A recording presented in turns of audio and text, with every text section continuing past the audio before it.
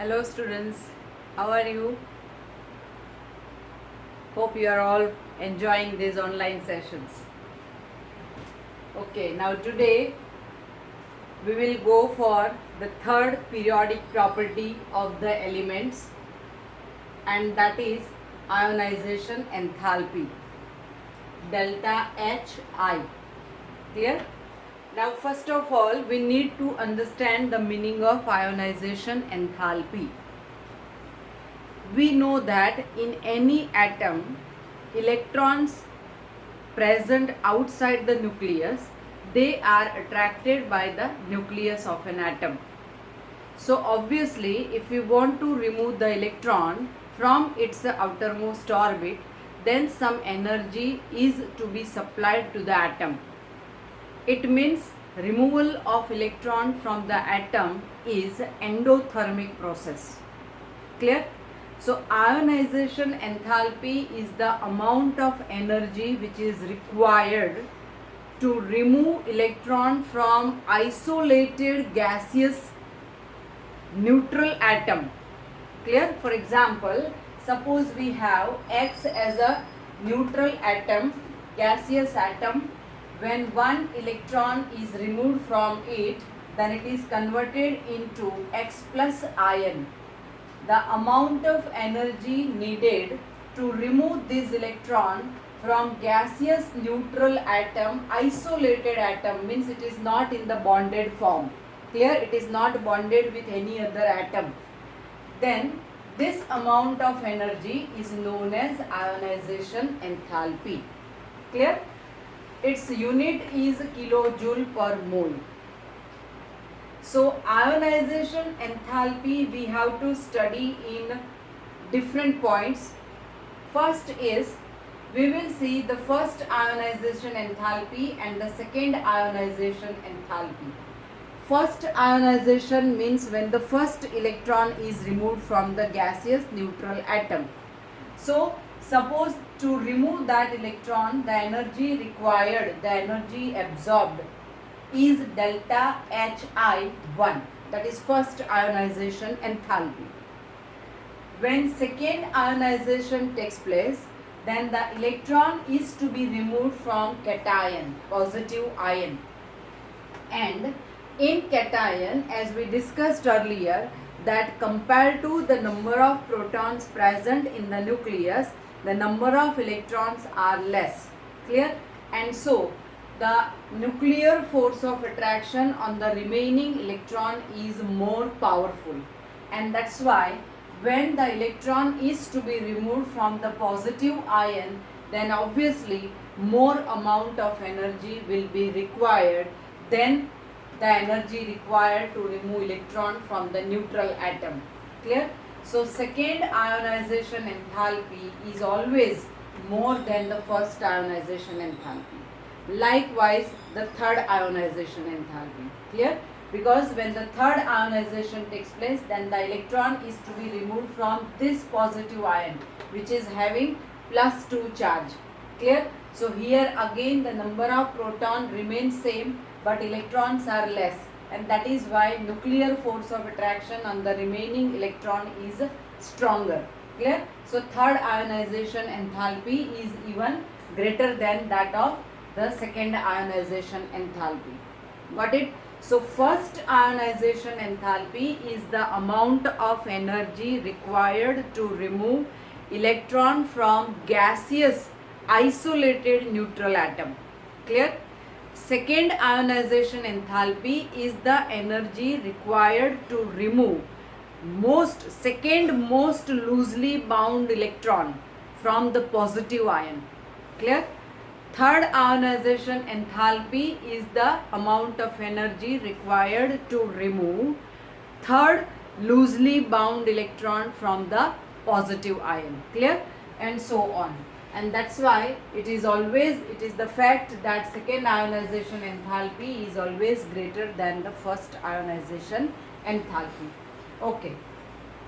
Now we will see ionization enthalpy and atomic radius. They are closely related to each other. How are they related? So they are inversely related. Clear? Now here again we will take the example of the elements of the second period and the first group. Clear? Yesterday we have seen that atomic size decreases across the period and it increases when we descend the group. Clear?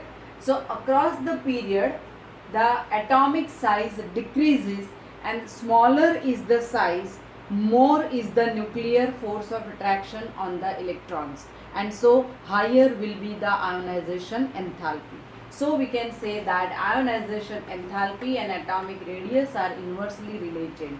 Larger is the radius, less is the ionization enthalpy. Clear? Smaller is the radius, smaller is the size of atom, higher is the ionization enthalpy. Clear? So down the group we can say that as the atomic size increases, ionization enthalpy will decrease. Clear? Now let us understand this in detail. Suppose we take the first group. Now down the group there is increase in the atomic number.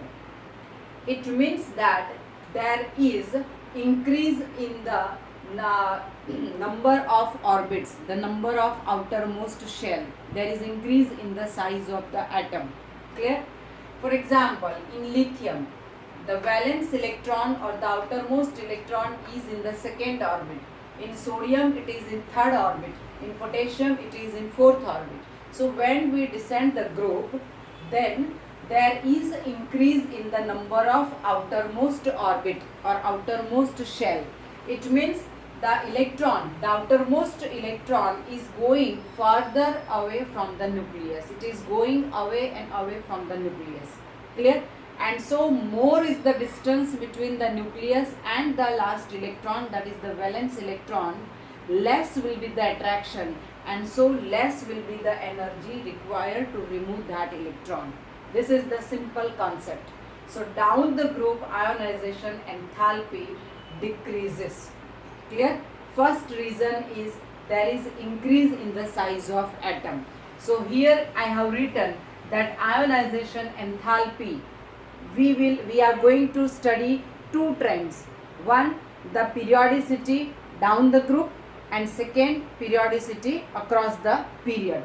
Clear? Now these two trends we will discuss keeping in mind two factors. First is attraction of electrons towards the nucleus. Clear?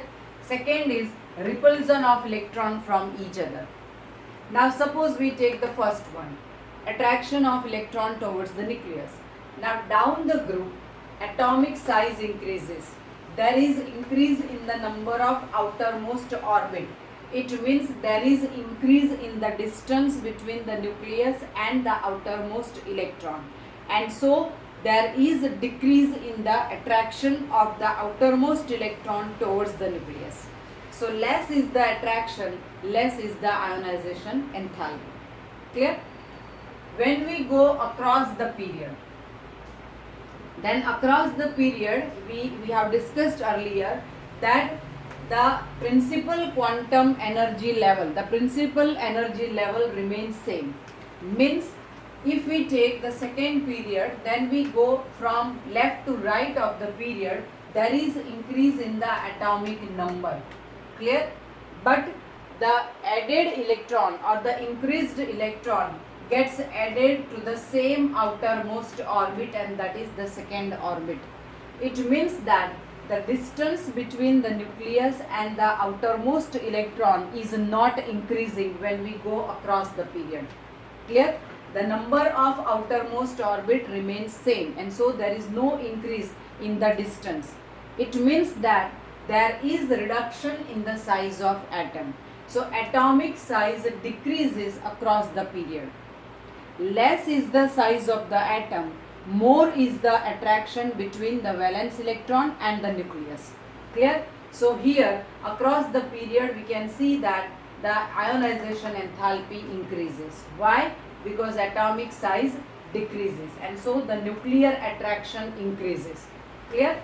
It is maximum in inert gases. So all inert gases, they have maximum ionization enthalpy. Reason is in all inert gases except helium, the configuration is a ns2 np6. Clear? After inert gas, in the next element there is the next energy level starts. The electron gets added to the next orbit, the next shell.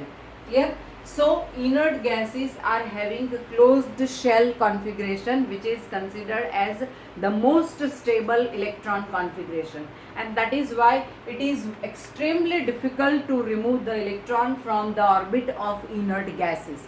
So inert gases have highest ionization enthalpy across the period. Clear? And the first element of every period, it will have the lowest ionization enthalpy, because the size of the first element in every period is bigger compared to the other elements. Clear?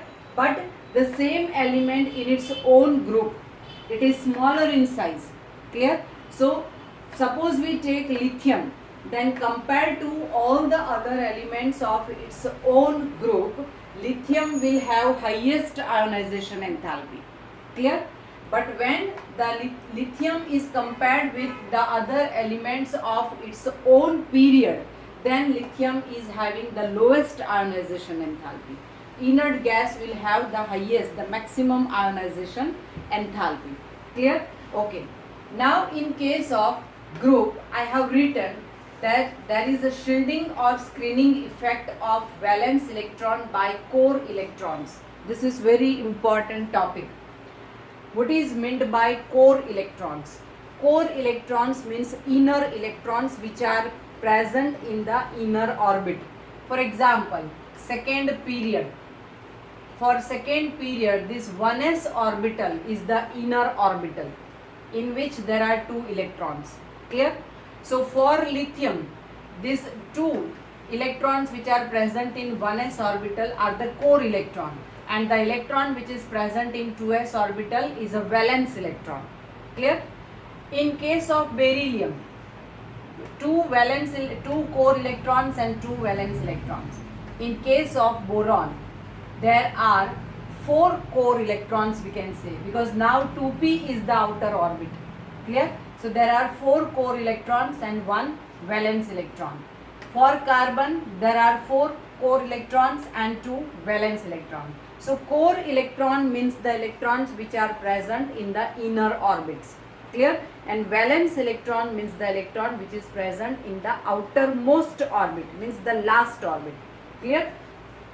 So here I have written shielding or screening of valence electron by core electron increases. What is meant by this?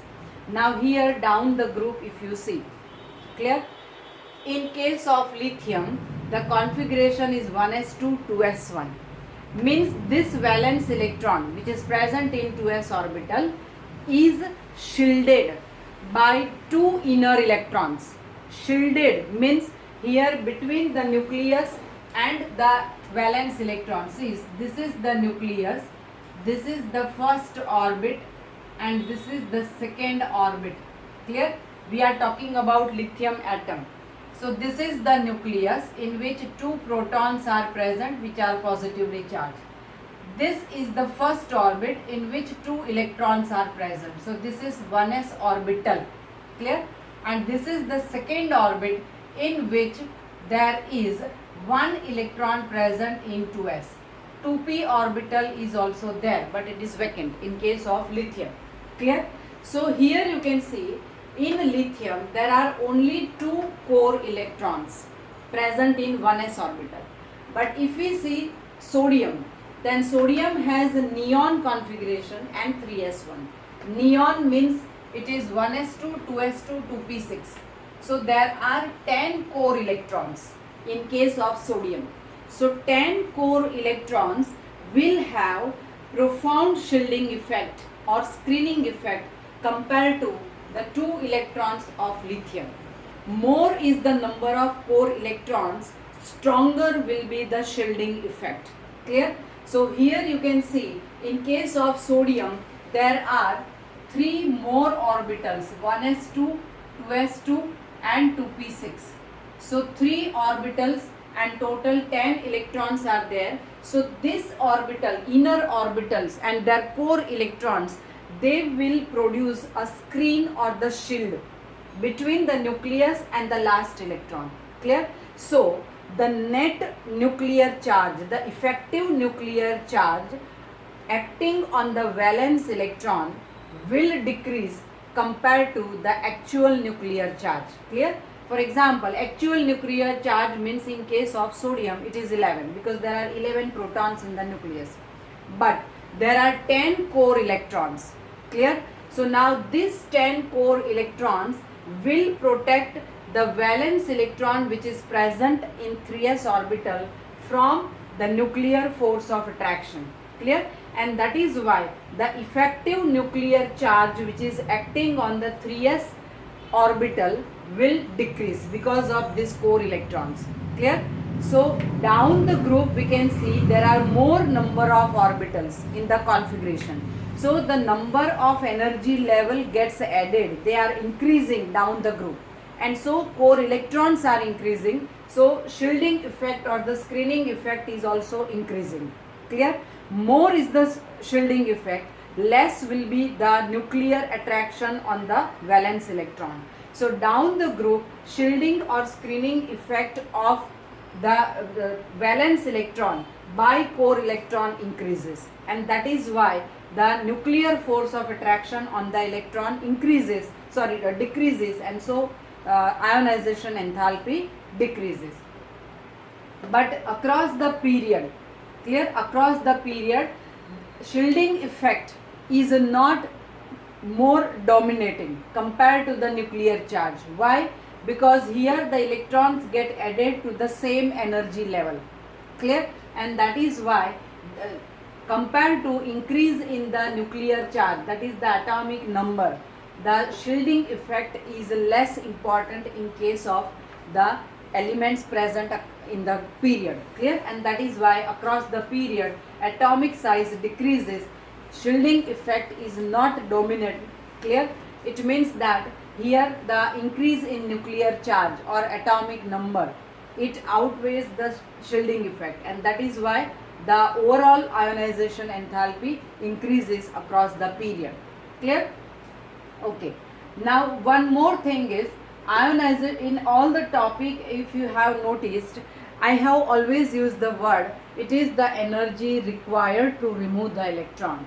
It means according to thermodynamics, when energy is absorbed, that reaction is called endothermic, and for every endothermic reaction enthalpy change is positive.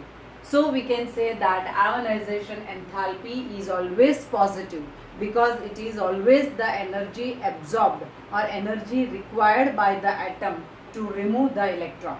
Clear? Okay.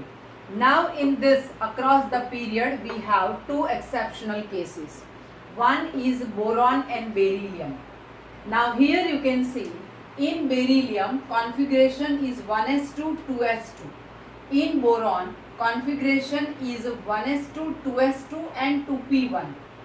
Means the outermost or the last electron of boron is present in 2p orbital, and the last electron of beryllium is present in 2s orbital. Now 2s orbitals are, it is spherically symmetrical, and that is why it is more penetrated towards the nucleus. It is more close to the nucleus, and so the electron present in s orbital, whether it is 1s, 2s or 3s, clear, that electron is always strongly attracted by the nucleus because s orbital is very close to the nucleus because of its spherical shape, whereas p orbital is a dumbbell shape. Clear? It is like this.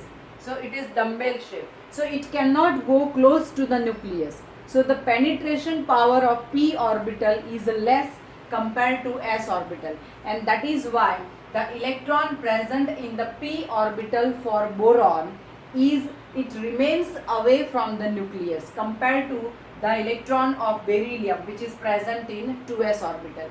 And so consequently the electron of boron, the valence electron of boron present in 2p orbital is weakly attracted by, or it is loosely attracted by the nucleus compared to the 2s electron of beryllium.